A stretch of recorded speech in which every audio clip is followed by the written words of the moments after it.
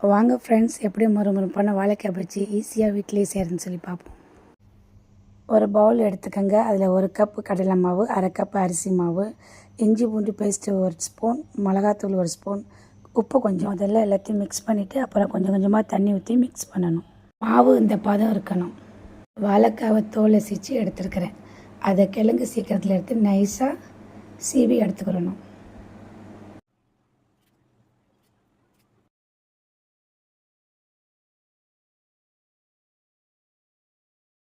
வாழைக்காய் மாவில் நல்லா ட்ரிப் பண்ணிவிட்டு சூடான எண்ணெயில் போடணும்.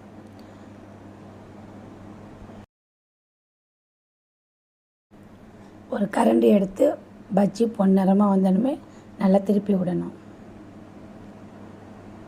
2 பக்கம் பொன்னிறமாக வந்ததோட பஜ்ஜி எடுத்துடணும். சூடான மொறுமொறுப்பான பஜ்ஜி ரெடி. இதே மாதிரி நீங்களும் செஞ்சு பாருங்கள்.